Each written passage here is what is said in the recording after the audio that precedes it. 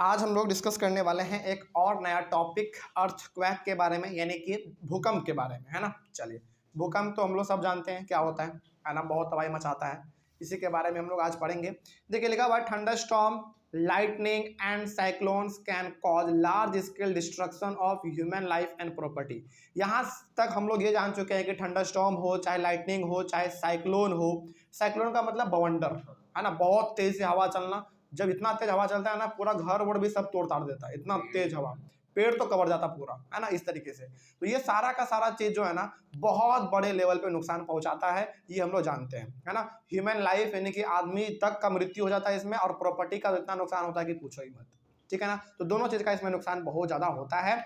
This phenomena can be predicted to some extent, लेकिन ये सारा जो फेनोमेना होता है ना, इन सबको कुछ हद तक हम लोग प्रिडिक्ट कर लेते हैं कि हाँ ये होने वाला है। जैसे आप सुनते होंगे कि यदि आंधी तूफान आने वाला है तो उसका सूचना जो है ना पहले टीवी रेडियो में दे दिया जाता है। इसका मतलब क्या हुआ? इसका मतलब ये हो गया कि थंडर स्टॉर्म, लाइटनिंग, साइक्लोन, ये इस प्रकार का फेनोमेना है जो कि होता तो नेचुरली ही है, लेकिन इस सब चीज़ों को होने से पहले ही हम लोग पता लगा लेते हैं कि ये सब चीज़ होने वाला है ना।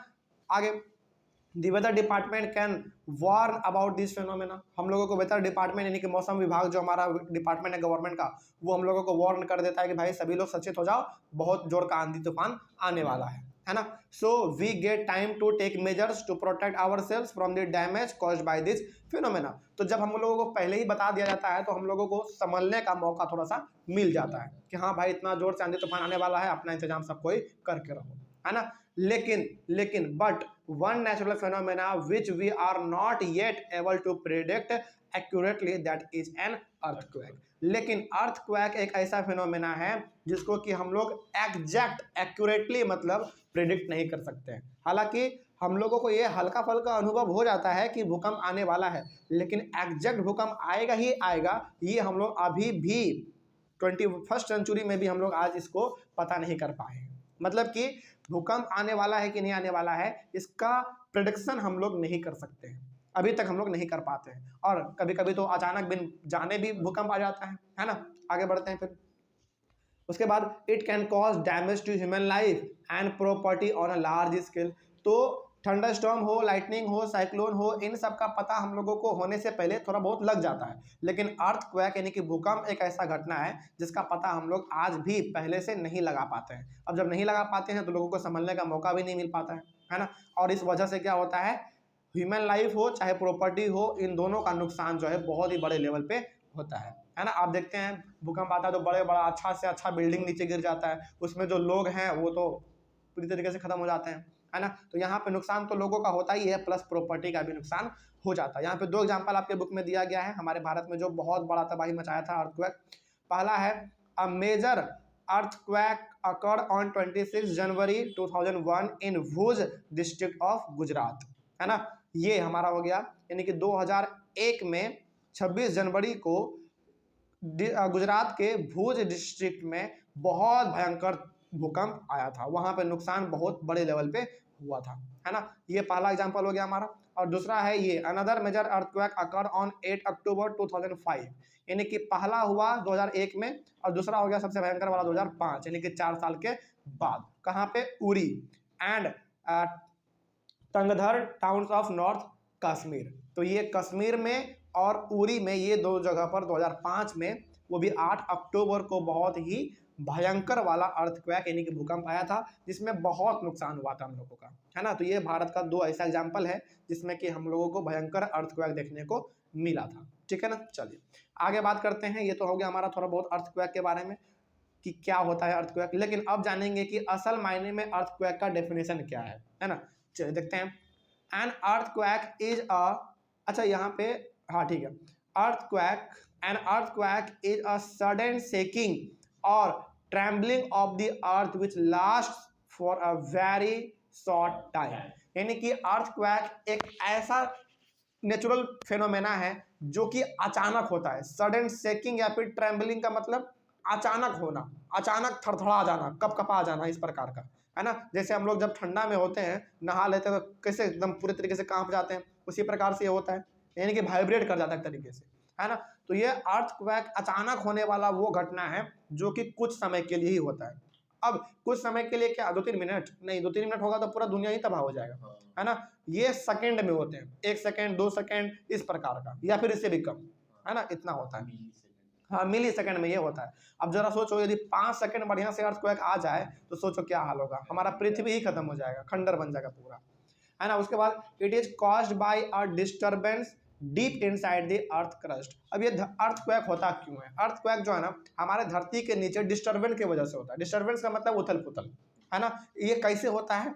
हमारा कुछ प्लेट है जो कि ऊपर नीचे हो जाता है, उसके बारे में भी हम लोग पढ़ेंगे, लेकिन फिलहाल अभी तक आप ये जान लीजिए कि हमारा जो ये अर्थक्वेक होता है यानी कि भूकंप जो आता है, ये धरती के नीचे गड़बड़ी होने की वजह से होता है। वहाँ पे क्या होता है? डिस्टर्बेंस पैदा हो जाता है, यानी कि गड़बड़ी पैदा हो जाता है इस प्रकार से। अब क्या गड़बड़ी पैदा होता है ये तो हम लोग अपने आगे आने वाले टॉपिक में डिस्कस करेंगे। उसके बाद earthquakes occur all the time and all over the earth. इसका मतलब क्या हुआ कि क्या भूकंप भारत में ही केवल आता है क्या? नहीं, पूरे भारत के अलावा भी हमारे अलग अलग जगहों पर भी भूकंप आता है। यानी कि लगभग आप टीवी उठा कर देखोगे ना तो महीने 2 महीने में आपको न्यूज मिल ही जाएगा कि फलाने जगह पे भूकंप आया, ये नुकसान हुआ, वो नुकसान हुआ, ऐसा आपको पता चल जाएगा। यानी कि ये लगभग हर समय होता ही रहता है, कहीं ना कहीं हो लेकिन होता रहता है। प्लस भारत में ही नहीं बल्कि पूरे अर्थ पे होता रहता है ये, ठीक है। उसके बाद earthquakes can cause huge damage to buildings, bridges, dams and people. सही बात है ना। बिल्डिंग हो गया, ब्रिज हो गए, बड़े बड़े ब्रिज गिर जाते हैं। उसके बाद हमारा डैम हो गया, टूट जाता है, और यहाँ तक के लोगों को भी बहुत बड़ा नुकसान सहना पड़ता है ना, अर्थक्वेक की वजह से। उसके बाद there can be a great loss of life and property. सही बात है, लाइफ और प्रॉपर्टी दोनों का इसमें बहुत ज़्यादा नुकसान होता है। यही अभी 7-8 साल पहले शायद, हाँ 7-8 साल पहले शायद नेपाल में भूकंप आया था, याद है? नेपाल में तो कितना भयंकर वाला भूकंप था, देखे थे? मतलब कि न्यूज़ में तो ये दिखा रहा था, लाइव हम लोग देख रहे थे। उस समय पे नेपाल में जब भूकंप आया था ना तो बड़े बड़े बिल्डिंग गिर गए थे, और बड़े बड़े बिल्डिंग के मलबे के नीचे आदमी का आधा शरीर मलबे के नीचे है, और बस उसका जो सिर है वो बाहर है, सांस ले पा रहा है, और उसको 2 दिन के बाद निकाला जा रहा है। सोचो, फिर भी वो आदमी जिंदा है, इस प्रकार का, है ना। तो बहुत भयंकर लॉस हो जाता है भूकंप के वक्त। आगे बढ़ते हैं फिर। उसके बाद है earthquakes can cause floods, landslides and tsunami. और अर्थक्वेक के वजह से ही, यानी कि भूकंप की वजह से ही बाढ़ आ जाता है, कभी कभी लैंडस्लाइड हो जाता है। आप देखते होंगे कि रोड बीचों बीच फट जाता है ना। या फिर लैंडस्लाइड होता है, बड़े बड़े पहाड़ों के ऊपर बड़े बड़े पहाड़ लुढ़क के नीचे गिरने लगते हैं, पहाड़ के बड़े बड़े चट्टान, ये लैंडस्लाइड हो गया। और सुनामी, सुनामी का मतलब समुद्र के बगल वाला जो एरिया होता है उस एरिया पे इतना भयंकर पानी आता है, बाढ़ के जैसा एकदम, कि पूरा का पूरा तहस नहस कर देता है ना। उसी को हम लोग कहते हैं सुनामी। सुनामी एक तरीके का बाढ़ ही होता है, लेकिन ये सुनामी ना बाढ़ का पानी नहीं होता, ये सुनामी में समुद्र का पानी होता है। और अधिकतर सुनामी कहाँ पे आएगा? जो समुद्र के बगल वाला एरिया यानी कि कोस्टल एरिया, है ना।